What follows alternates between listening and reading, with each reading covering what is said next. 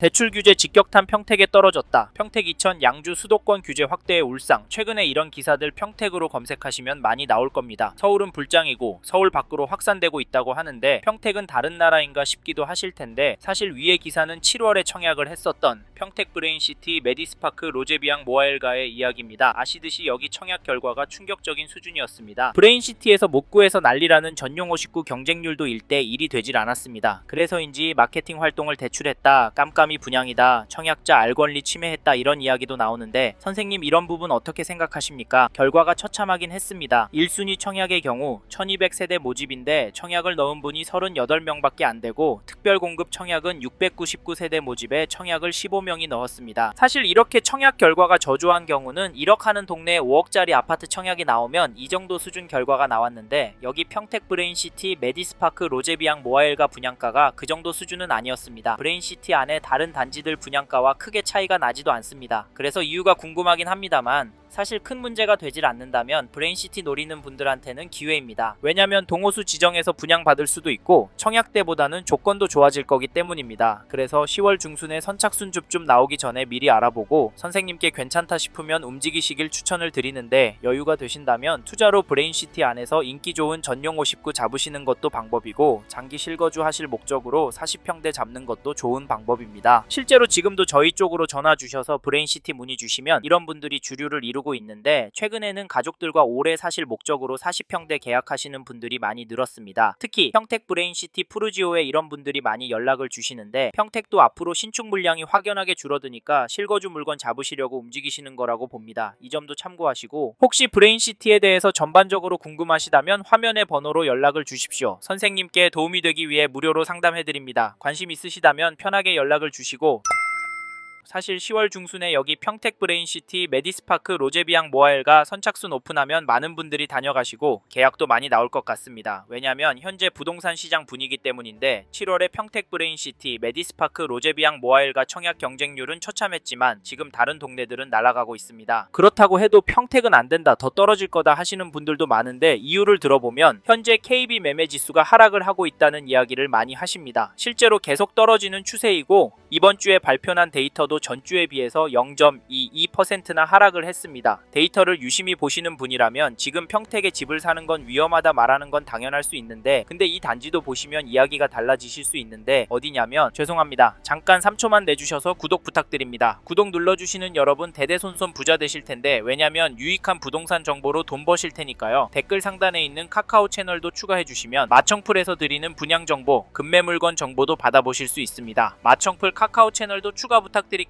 선생님은 꼭 복 받으실 겁니다. 감사합니다.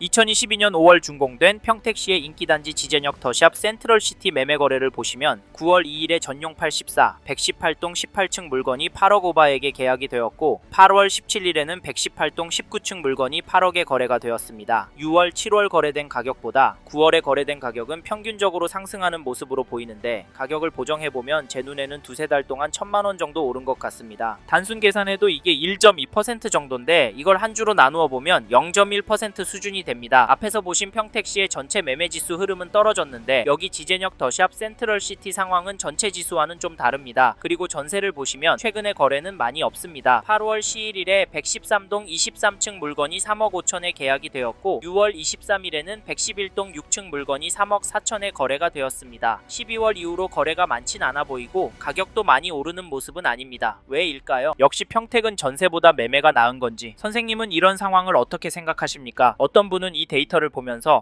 매매가 너무 비싸네? 그냥 기다리자 라고 생각하실 수 있고 그래도 오래오래 살 곳이니까 그냥 매수하자 라고 생각하실 수도 있을 텐데 사실 평택 브레인시티 메디스파크 로제비앙 모아엘가 잡는 것도 방법입니다. 이런 분이라면 지금부터 월세를 살면서 입주를 준비하는 게 최선의 방법이라고 보고 혹시 자가를 가지고 계신 분이라면 좀 더 거주를 하시다가 26년, 27년 시장 동향을 보시고 정리를 하시는 게 좋을 것 같습니다. 이건 지역마다 다르니까 화면의 번호로 연락을 주시면 선생님의 이야기를 들어보고 가능한 한 의견을 드려보도록 하겠습니다. 참고로 여기가 아니더라도 실거주할 집 찾는 분은 꼭 이번엔 놓치지 마시길 바랍니다. 저희는 전체적으로 오를 거라고 보고 있기 때문입니다. 사실 8월을 시작하면서부터 거래가 늘어나고 있고 거래된 가격은 안정세를 찾고 있습니다. 특히 평택도 거래가 잠깐 주춤했던 거지 거래된 가격이 엄청 떨어지진 않았고 호가가 높은 상태에서 약간 조정이 되고 있었던 상태였습니다. 사실 현재 대출 규제가 들어왔으니까 평택이 마지노선이라면 조정이 되는 물건들이 있다면 잡으시라 말씀을 드립니다. 왜냐면 여기서 쭉 살다 보면 결국에는 오를 거라고 봅니다. 평택도 앞으로 공급이 뚝뚝 떨어지니까 말입니다.